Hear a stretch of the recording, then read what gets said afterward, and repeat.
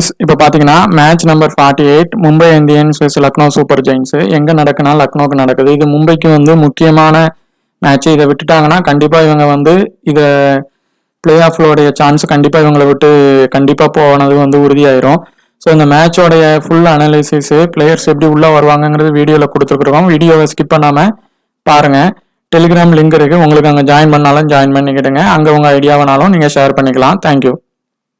இந்த கிரவுண்டு பார்த்தீங்கன்னா மற்ற ஐபிஎல் மேட்ச் நடந்துட்டு இருக்கிற கிரவுண்டை விட இதில் வந்து கொஞ்சம் லோ ஸ்கோர் தான் வருது. மற்றதை கம்பேர் பண்ணும்போது 170 to 108 ஆவரேஜாக வருது. மேட்சஸ் பார்த்தீங்கன்னா 12 மேட்சஸ் ப்ளே பண்ணதில் ஃபர்ஸ்ட்டு வின் பண்ணவங்க 6ம் செகண்ட் வின் பண்ணவங்க 5ம் பண்ணியிருக்கிறாங்க. ஒரு மேட்ச் வந்து நம்ம சிஎஸ்கேக்கும் லக்னோவுக்கான மேட்ச் வந்து பாதிலேயே வந்து நோ ரிசல்ட் ஆகி அந்த டீம் ரெண்டுக்கும் பாயிண்ட்ஸை கொடுத்து டை ஆயிடுச்சு. பிலோ ஸ்கோர் 150 பார்த்தீங்கன்னா 4 டைம்ஸும் 150 to 169 3 டைம்ஸும் 170 to 189 2 டைம்ஸும் எபோவ் ஸ்கோர் பார்த்தீங்கன்னா 198 3 டைம்ஸ் தான் வந்திருக்கு. ஆனால் அது எதுவுமே 200 தாண்டலை, அதோட நின்றுச்சு. இப்போ பார்த்தீங்கன்னா லாஸ்ட் 4 மேட்சத்தில் ஸ்பின்னர்ஸ்க்கு 15 விக்கெட்ஸும் ஃபாஸ்ட் பாலர்ஸ்க்கு 27 விக்கெட்டும் கிடச்சிருக்கு. அதில் ஃபர்ஸ்ட் இன்னிங்ஸில் ஸ்பின்னருக்கு 8ம் செகண்ட் இன்னிங்ஸில் ஸ்பின்னருக்கு 7ம் ஈக்குவலாக கிடச்சிருக்கு. அதே மாதிரி பார்த்துக்கோங்க, ஃபர்ஸ்ட் இன்னிங்ஸில் ஃபாஸ்ட் பாலருக்கு 15ம் செகண்ட் இன்னிங்ஸில் ஃபாஸ்ட் பாலர்ஸ்க்கு 12ம் கிடச்சிருக்கு. இப்போ நீங்கள் ஆவரேஜாக ஃபர்ஸ்ட் இன்னிங்ஸில் 8 விக்கெட்டுனா ஒரு விக்கெட்டுக்கு ஒரு 8 விக்கெட்ஸ் நம்ம கிடச்சிருக்குன்னா நம்ம இப்போ ஒரு மேட்சுக்கு அதை விட எவ்வளோ கம்மியாக வந்திருக்குன்னு பார்த்துக்கோங்க. 4 மேட்சுக்கு பார்க்கும்போது ஒரு மேக்ஸிமம் 2 to 3 விக்கெட்ஸ் அந்த கணக்கில் தான் ஃபர்ஸ்ட் இன்னிங்ஸில் விழுந்திருக்கு. ஸோ அந்த மாதிரி கணக்கு பண்ணி நீங்கள் எடுத்தீங்கன்னா எந்த ஸ்பின்னரை விடலான்ட்டு தெரியும். மேலும் ஃபுல் இதோட கிரவுண்டு வென்யூ ப்ராக்ரஸ் பிளேயரோடைய இது அனாலிசிஸை வீடியோவில் இன்னும் கொடுத்துருக்குறோம். வீடியோவை ஸ்கிப் பண்ணாமல் பாருங்கள். இப்போ எம்ஐக்கும் எல்எஸ்டிக்கும் மேட்சுக்கான இதுக்கு முன்னாடி நேற்று நடந்த மேட்சோட சின்ன அந்த ட்ரீம் டீம் எப்படி அமைஞ்சிருக்கு, எப்படி அமையுது அப்படிங்கிற ப்ரிவியூ பார்க்கலாம். என்னன்னு பார்த்தீங்கன்னா, ஃபஸ்ட்டு நேற்று நடந்த மேட்ச்சில் நம்ம சொல்லியிருந்தோம் சிவிசி வந்து எப்படி வரலாம் அப்படின்னு சொல்லி. இதில் நம்ம சொல்லியிருந்தோம் நரேனுக்கும் இந்த மேட்ச்சில் ஒரு த்ரெட் இருக்குது, ஆனால் ட்ரீம் டீம் வர அளவுக்கு வருவார், பேட்டிங்கில் அவுட் ஆக வாய்ப்பு இருக்குன்னு சொல்லியிருந்தோம். ஃப்ரேசரும் ஹிட் ஆர் ஃப்ளாப் பிளேயர் மாதிரி தான் சொல்லியிருந்தோம். ஆனால் அவர் ட்ரீம் டீம் வர்றது கஷ்டம்தான். மேபி அவர் அந்த பவர் பிளேயில் வச்சு வர்றதை வச்சு தான் அவர் வர முடியும்னு சொல்லியிருந்தோம். ஆனால் அவர் பேட்டினால் மட்டும் வரல, அவர் கேட்ச் பிடிச்சு தான் உள்ளே வந்தார். அதே மாதிரி நம்ம சிவிசி இப்படி வந்து உள்ள ட்ரீம் டீம் வராங்க அப்படின்னா 2 பேருமே வருவாங்க, ஆனால் லோ பாயிண்டில் இருப்பாங்க. ஆனால் சிவிசி வேறு ஆளுக்கு மாறி இருக்கும் அப்படிங்கிற ஒரு விஷயத்த நம்ம சொல்லியிருப்போம். நீங்கள் வீடியோவை தொடர்ந்து பார்த்தீங்கன்னா அந்த மெத்தட் தெரியும். ஸோ இப்படி இவங்க 2 பேரும் வந்தால் கம்மியான பாயிண்டில் வர மாதிரி இருக்குது. ஸோ அதனால தான் நம்ம வீடியோவில் நம்ம சொல்லியிருந்தோம் சால்ட்டுக்கு கண்டிப்பாக சிவிசி கொடுத்துருங்க, ஏன்னா நரேன் ஃப்ளாப் ஆகிற மாதிரி இருக்குது. ஸோ அந்த இடத்துல நல்ல பெர்ஃபார்மன்ஸ் பண்ணுற இதில் அவர் தான் இருக்கிறாரு. ஸோ அவரை கன்ஃபார்மாக எடுத்துருங்கன்னு சொல்லியிருந்தோம். அவர் கேப்டன் அளவுக்கு வந்துட்டார். ரிஷப் பண்ணிட்டு இந்த மேட்ச்சில் வந்து ஒரு ட்ரீம் டீம் வரலாம், ஆனால் சிவிசி அளவுக்கு பண்ண மாட்டார் அப்படின்னு சொல்லியிருந்தோம். ஸ்ரேயாஸ் ஐயர் செகண்ட் இன்னிங்ஸ் பண்ணார்னா கண்டிப்பாக ட்ரீம் டீம் வருவார் அப்படின்னு சொல்லியிருந்தோம். அக்ஷர் பட்டேல் குல்தீப் யாதவில் மேக்ஸிமம் ஒருத்தங்க வருவாங்க அப்படின்ட்டு இருந்தோம். ஆனால் குல்தீப் யாதவ் பார்த்தீங்கன்னா பேட்டின் வச்சு தான் வந்திருக்கிறார் வழியே, பவுலின் வச்சு வரல. பேட்டினும் அப்புறம் ஃபீல்டின் வச்சு தான் வந்திருக்கிறாரு. ஸோ அப்போ அவருக்கு அந்த பேட்டின் வாய்ப்பு கிடைச்சிருக்கிறதுனால தான் வந்திருக்கிறார் வழியே. இப்போ சப்போஸ் பவுலின் போட்டிருக்கிறாரு அப்படின்னா, பவுலின் மட்டும்தான் கிடைச்சிருக்குன்னா இவர் ட்ரீம் டீம் வந்திருக்க மாட்டார், அக்ஷர் பட்டேல் மட்டும்தான் வந்திருப்பார். அது அந்த மாதிரி தான் வரும். ஸோ ஆப்பர்ச்சுனிட்டி கிடைக்கும் போது உள்ளே வந்துட்டார். அதே மாதிரி லாஸ்ட் இதில் டெலிகிராமில் சொல்லியிருந்தோம் இந்த 2 பேரில் ஒருத்தங்களுக்கு கண்டிப்பாக டி டீம் வந்துருவாங்க அப்படின்னு சொல்லியிருந்தோம். ஆனால் 2 பேருமே வந்துட்டாங்க. ஏன்னா 2 பேருக்குமே வாய்ப்பு இருக்குது. ஒருத்தங்க வருவாங்க பொதுவான மேட்ச்சில். இது கேகேஆர் ஃபுல்லாக டாமினேட் பண்ணதுனால 2 பேரும் வந்துட்டாங்க. இதில் சக்கரவர்த்தி வந்து நம்ம செகண்ட் இன்னிங்ஸ் எடுக்க சொல்லியிருந்தோம். ஆனால் அவர் ஃபர்ஸ்ட் இன்னிங்ஸ்லேயே பார்த்தீங்கன்னா விசி அளவுக்கு பண்ணிட்டாரு. அதே தான் ஃபர்ஸ்ட் இன்னிங்ஸில் வந்து இவர் தான் வந்து கேப்டன் வைஸ் கேப்டன் அளவுக்கு பெர்ஃபார்மன்ஸ் பண்ணிட்டாரு. செகண்ட் இன்னிங்ஸில் பார்த்தீங்கன்னா இவர் பண்ணிட்டாரு. ஸோ இந்த மாதிரி நீங்கள் இன்னிங்ஸ் வேரிஸ் பண்ணி எடுத்தீங்கன்னா கண்டிப்பாக நம்மளால் வந்து நல்ல ஒரு இது பண்ண முடியும். வெங்கடேஷ் ஐயரையும் நம்ம ரிங்கு சிங்கில் யாராவது ஒருத்தங்க வருவாங்க. சப்போஸ் ரிங்கு சிங்குக்கு வாய்ப்பு கிடைச்சா வரலான்னா, நானும் வரல. ஸோ அந்த இடத்துல வெங்கடேஷ் ஐயர் வந்துட்டார். ஸோ நம்ம ரொட்டேஷன் பண்ணியிருந்தோம்னா அந்த பிளேயர்ஸை வந்து பிடிச்சிடலாம். அது மாதிரி ஆண்ட்ரூ ரசலையும் சொல்லியிருந்தோம். ஆனால் பார்த்தீங்கன்னா ஆண்ட்ரூ ரசல் ஒரு ஓவர் போட்டிருக்கிறாரு, அப்புறம் பேட்டினே கிடைக்கல. ஸோ நமக்கு ஆப்பர்ச்சுனிட்டி இல்லாத பட்சத்தில் இந்த மாதிரியான விஷயங்களும் நடக்கும். அந்த ஆப்பர்ச்சுனிட்டி வச்சு எப்படி இவர் குல்தீப் யாதவ் பேட்டிங்க்குனால வந்தாரோ இவருக்கு பவுலிங்கே கொடுக்கல, ஒரு ஓவர் கொடுத்தாங்க, அடுத்து பார்த்தீங்கன்னா பேட்டிங்கே வரல. ஸோ இந்த மாதிரி கண்டிஷனில் எப்படின்னா செகண்ட் இன்னிங்ஸ் வந்து நடக்கும். இப்போ கொல்கத்தா வந்து டாமினேட் பண்ணுவாங்கன்னா அந்த மாதிரி நடக்கும். இப்போ ஃபஸ்ட்டு இந்த மேட்சோடைய வென்யூ ப்ராக்ரஸ் எப்படி இருக்குன்னு பார்க்கலாம். நம்ம லைட்டாக சொல்லியிருந்தோம். உங்களுக்கு நம்மளுடைய பழைய வீடியோனாலும் எல்எஸ்டி மேட்ச் வீடியோ பார்த்தீங்கனாலும் இன்னும் தெளிவாக இருக்கும். இப்போ இதில் நம்ம ஃபஸ்ட்டு வந்து பவர் பிளே ப்ராக்ரஸ் எப்படி ஆகுதுன்னு பாருங்கள். பவர் பிளேயில் வந்து ஃபஸ்ட் இன்னிங்ஸில் வந்து ஒரு விக்கெட் விழுந்திருக்கு தொடர்ந்து. அதே மாதிரி செகண்ட் இன்னிங்ஸில் பார்த்தீங்கன்னா விக்கெட் அதிகமாக விழலை, அப்படி இல்லைன்னா ஒரு விக்கெட்டு தான் உழுது. இப்போ ஃபஸ்ட் இன்னிங்ஸில் வந்து 2 விக்கெட் 1 to 2 விக்கெட் உறுதியாக உழுது. செகண்ட் இன்னிங்ஸில் வந்து இப்போ சப்போஸ் டாமினேட் இவங்க வந்து ஃபர்ஸ்ட் இன்னிங்ஸில் டாமினேட் பண்ணுறாங்க அப்படின்னா செகண்ட் இன்னிங்ஸில் விக்கெட் விழுறது கம்மியாயிருது. அப்படியே விழுந்தாலும் ஒரு விக்கெட்டு தான் விழ வாய்ப்பு இருக்குது. ஒருத்தங்க விக்கெட் விழாமையே பவர் பிளே வந்து அந்த இடத்துல முடியுது. இது வந்து டோட்டலாக அப்படியே கண்டினியூ ஆகுது. ஸோ ஃபர்ஸ்ட் இன்னிங்ஸ் பண்ணுறாங்கன்னா ஒருத்தங்களை வந்து நீங்கள் லீவ் பண்ணி போங்க. செகண்ட் இன்னிங்ஸ் ஒரு வேலை பண்ணுறாங்க அப்படின்னா நீங்கள் வந்து அந்த டீம் வந்து நம்ம எப்படி டாமினேட் பண்ணோம் வைக்கோங்கிறத பார்த்துட்டு அதுக்கு தக்கனமாக நீங்கள் பிளேயரை லீவ் பண்ணலாம், இல்லை லீவ் பண்ணாமனாலும் போகலாம். செகண்ட் இன்னிங்ஸில் மேக்ஸிமம் ஒரு விக்கெட்டு இல்லைனா விக்கெட் விழாமல் கூட இருந்திருக்கு.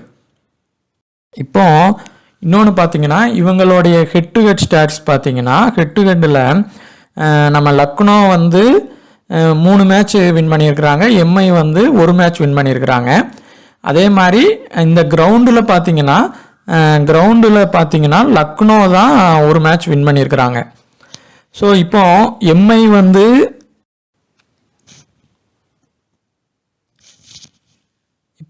இந்த எம்ஐ வந்து கண்டிப்பாக இந்த மேட்ச் வின் ஆகணும், இல்லைன்னா அவங்க வந்து உறுதியாக அந்த பிளே ஆஃபுக்கே போக முடியாத மாதிரி கண்டிஷன் ஆயிரும். ஏன்னா டாப்பில் பிளேயர்ஸ் வந்து மாறிக்கிட்டே தான் இருக்கிறாங்க பிளே ஆஃபுக்கு. ஸோ இவங்களால் வர முடியாது.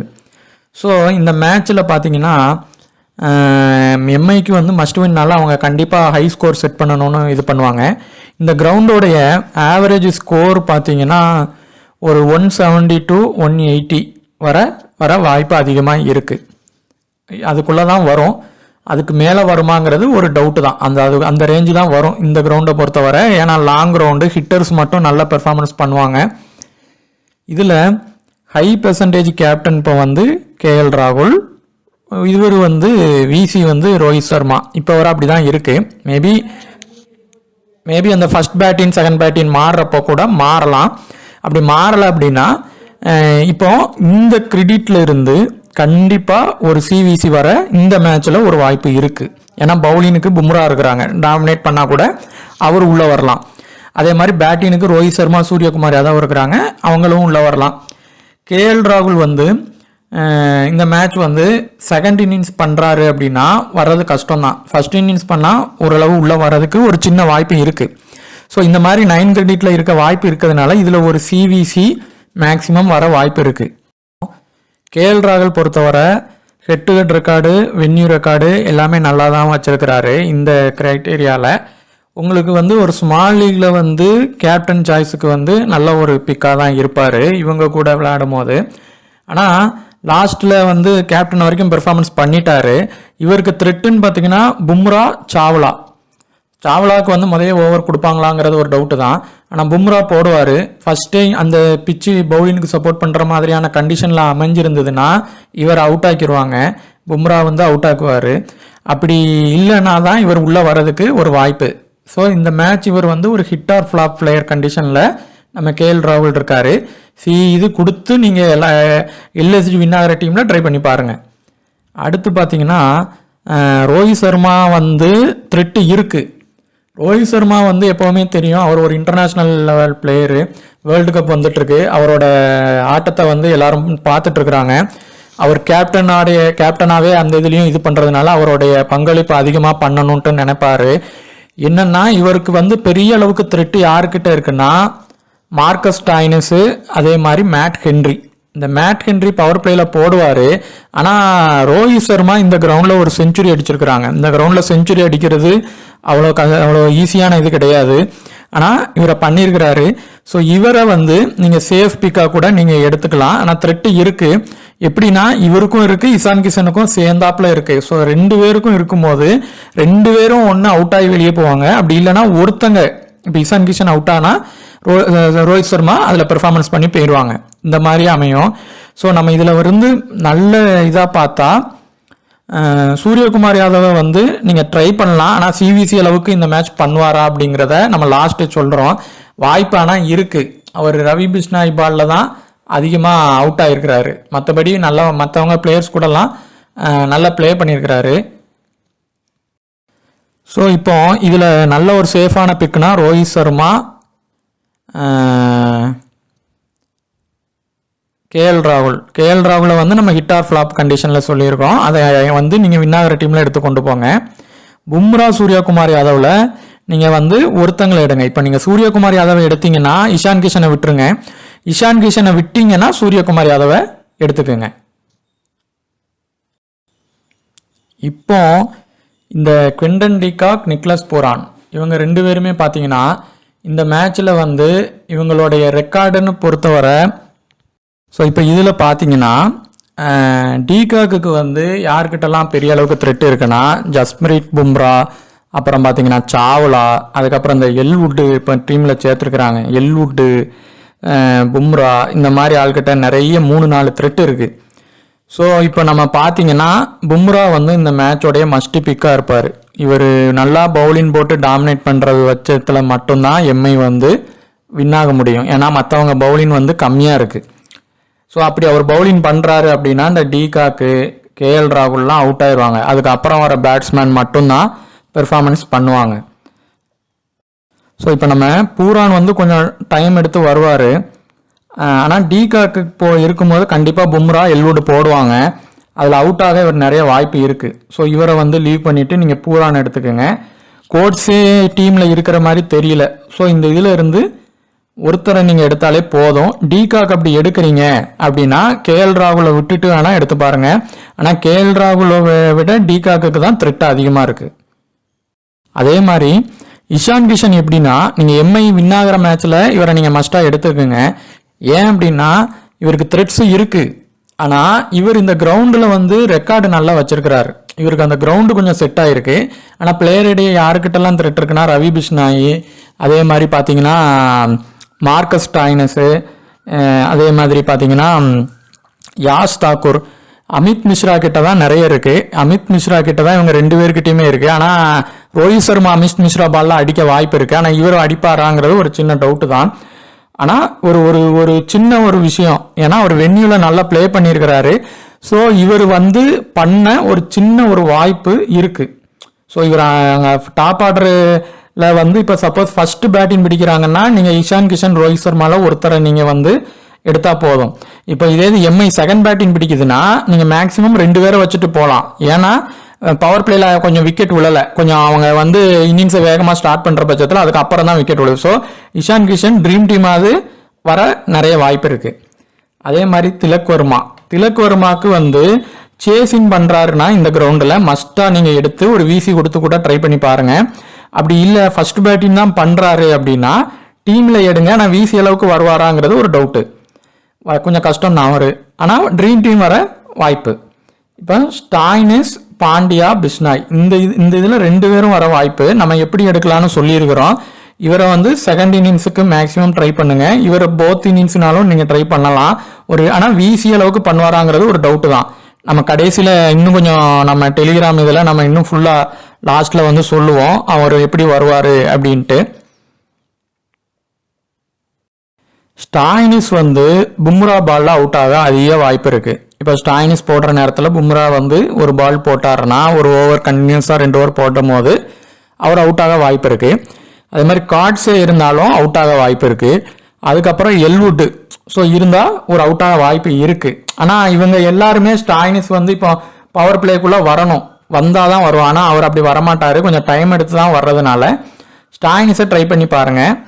இந்த பாண்டியாவை வந்து நீங்கள் டீமில் எடுக்கிறீங்க அப்படின்னா அவருக்கு பெரிய அளவுக்கு விசி அளவுக்குலாம் வருவாரா அப்படின்னா ஒரு டவுட்டு தான். ஏன்னா ஒரு ஓவர் 4 ஓவர் போட மாட்டேங்கிறாரு, பேட் இன்னும் கொஞ்சம் லோ ஆர்டரில் வராரு. இவருக்கு வந்து மார்க்கஸ் ஸ்டாயினஸ் கிட்ட தான் த்ரெட்டு இருக்குது. ஸோ இந்த 2 பேரில் நீங்கள் ஒருத்தர் எடுக்கிறதே இப்போ பெட்டர் தான். நீங்கள் பாண்டியாவை எடுக்கிறீங்கன்னா, சப்போஸ் நீங்கள் பாண்டியாவை எடுக்கிறீங்க அப்படின்னா சூரியகுமார் யாதவ், திலக் வர்மாலெல்லாம் விட்டுட்டு தான் நீங்கள் பாண்டியாவை எடுக்கணும். அப்படி பாண்டியாவை எடுக்கலைன்னா நீங்கள் மேலே உள்ளவங்களை எடுத்துகிட்டு கூட இங்கே ஸ்டாயினஸை எடுத்துக்கலாம்.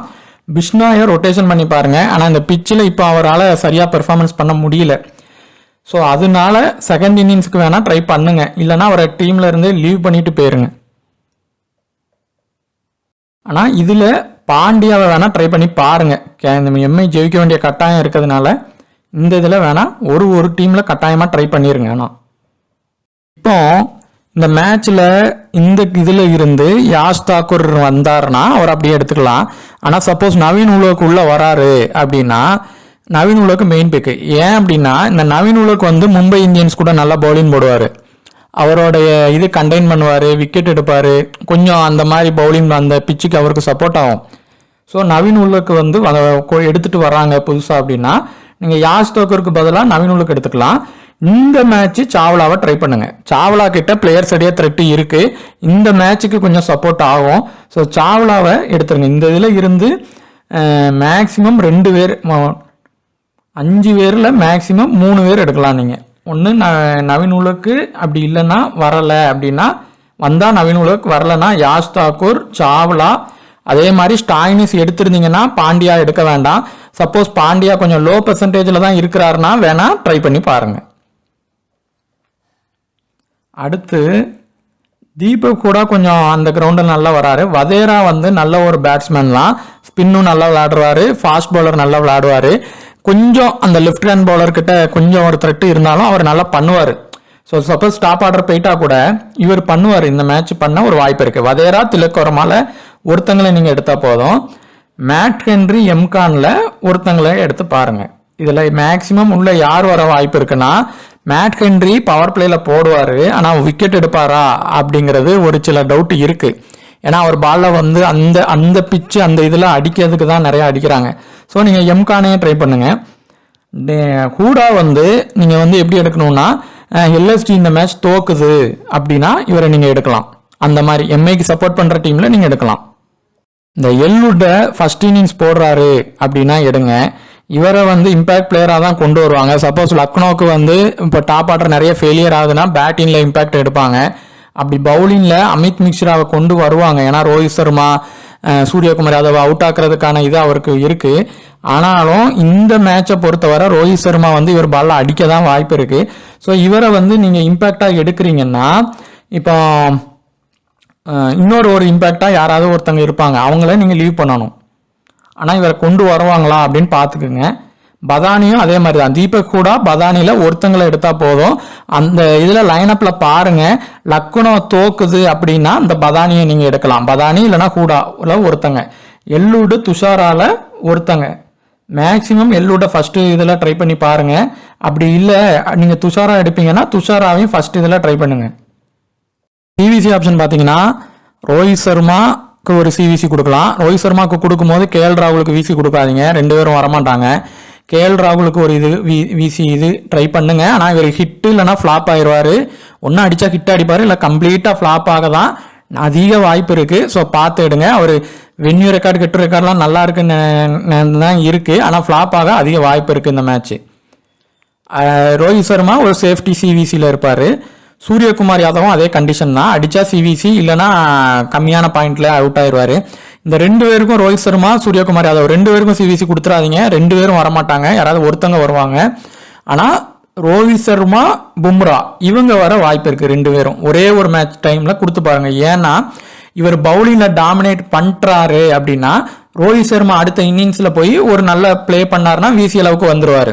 இல்லை இவர் சி அளவுக்கு வந்துட்டாருன்னா இவர் டாமினேட் பண்ணுறாருன்னா விசி அளவுக்கு வருவார். ஏன்னா மும்பையில் வேறு பவுலர்ஸ் இல்லை, பும்ராவை தவிர்த்து பெரிய அளவுக்கு அந்த எல்வுட்டு அவங்கெல்லாம் கம்மியாக தான் இருக்கிறாங்க. ஸோ இவர் பண்ண ஒரு வாய்ப்பு இருக்குது. இந்த 9 கிரிக்கெட்லேயே சிவிசி வரணும்னா அது இப்படி வந்தால் தான் உண்டு, இல்லைனா வேறு எதுக்கு மாறிடும். திலக் வர்மா மும்பை லாஸ் ஆகிற மாதிரியான கண்டிஷனில் நீங்கள் டீம் எடுத்தீங்கன்னா வேணால் விசி கொடுத்து பாருங்கள். இஷான் கிஷனுக்கு இப்போ ரோஹித் சர்மா, இஷான் கிஷன் செகண்ட் இன்னிங்ஸ் பண்ணுறாங்க அப்படின்னா இவருக்கு விசி கொடுத்து ட்ரை பண்ணி பாருங்கள். ஒருவேளை இவர் அடிக்க வாய்ப்பு இருக்குது, ஆனால் த்ரெட்ஸு இருக்குது. ஃபர்ஸ்ட் இன்னிங்ஸ்னா டீமில் எடுங்க. ஆனால் சிவிசி அளவுக்கு பண்ணுவாராங்கிறது டவுட்டு. ஆனால் ட்ரீம் டீம் வர வாய்ப்பு இருக்குது. மார்க்கஸ் ஸ்டாயினிஸ் வந்து ட்ரீம் டீம் வர வாய்ப்பு இருக்குது. ஆனால் சிவிசி அளவுக்கு வருவாராங்கிறது ஒரு டவுட்டு தான். பிஷ்னாய் வந்து ட்ரீம் டீம் வருவாரா அப்படின்னா அவர் செகண்ட் இன்னிங்ஸ் பவுலிங் போட்டால் ட்ரை பண்ணி பாருங்கள். ஹார்திக் பாண்டியாவை ட்ரீம் டீம் வந்து மேக்ஸிமம் எடுங்க. இந்த மேட்ச் அவர் வர வாய்ப்பு அதிகம். ட்ரீம் டீம் வர அவர் 4 ஓவர் போடுவார், நம்ம லக்கில் போடுறாரு அப்படின்னா இந்த கிரவுண்டில் கொஞ்சம் இந்த ஸ்லோ பிச் பவுலர் போடுறவங்க விக்கெட் எடுப்பாங்க. அப்படி கொஞ்சம் வேரியேஷன் பண்ணுறவங்க விக்கெட் எடுப்பாங்க. இல்லைனா ஃபாஸ்ட்டாக குத்தி பவுன்ஸ் பண்ணணும். அந்த மாதிரி பண்ணால் சிலர் விக்கெட் எடுப்பாங்க. இல்லைனா இந்த மாதிரி ஹார்திக் பாண்டியா மாதிரி ஸ்லோ பவுலர்ஸ் கிட்ட விக்கெட் எடுக்கவும் ஒரு சில வாய்ப்புகள் இருக்குது. ஆனால் இவர் 2 ஓவருக்கு மேலே போட மாட்டேங்காரு. 4 ஓவர் போட்டால் பவுலிங் போட்டாருன்னா ஃபர்ஸ்ட் பவுலிங் போட்டு பேட்டிங் பண்ணுறாருன்னா ஒரு சிவிசி கொடுத்து பாருங்க. ஆனால் கொடுங்க. பவுலிங் போட்டு பேட்டிங் பண்ணுறாரா கொடுங்க. இதில் நவீன் உலகுக்குள்ளே வராருன்னா ஒரு சி கொடுத்து பாருங்க. அடுத்து இந்த வதேராவை வந்து எம்ஐ லாஸ் ஆகுச்சுன்னா அந்த மாதிரி கண்டிஷனில் விசி கொடுத்து பாருங்க. இதில் சேஃப் சீனா நிக்லஸ் பூரானுக்கு கொஞ்சம் கொடுத்து பார்க்கலாம். இந்த 2 பேரில் ஒருத்தங்களுக்கு கொடுத்து பாருங்க. ஆனால் இவர் அவுட் ஆக வாய்ப்பு இருக்குது. பூரான அடிக்க கொஞ்சம் வாய்ப்பு இருக்குது. ஏன்னா அவர் கொஞ்சம் லேட்டாக வருவார். ஸோ பண்ண ஒரு வாய்ப்பு இருக்குது. ஒரு சிவிசி கொடுத்து பண்ணி பாருங்கள். டிகாக்கு கொடுத்தீங்கன்னா இப்போ நீங்கள் டிகாக்கு சிவிசி கொடுக்கணுங்கிற ஒரு ஐடியாவில் இருந்தீங்கன்னா கேஎல் ராகுல டீமில் இருந்து எடுத்துட்டு இவங்க 2 பேரையும் எடுத்து கொடுத்து பாருங்கள். மேலும் லாஸ்ட் மேட்ச்சில் சொன்ன மாதிரி 50% மேலே 4 பேர் வந்துட்டாங்க. இந்த மேட்ச் பார்த்தீங்கன்னா ஒரு 2 மேட்ச் 4 பேர் வந்ததுனால இந்த மேட்ச் ஒரு 5 பேருக்கு ட்ரை பண்ணி பாருங்கள். ஸோ அந்த மாதிரி வராதுக்கான வாய்ப்புகள் இருக்குது. உங்களுக்கு நம்ம சேனல் பிடிச்சிருந்தா மறக்காமல் சப்ஸ்கிரைப் பண்ணுங்கள். தேங்க்யூ.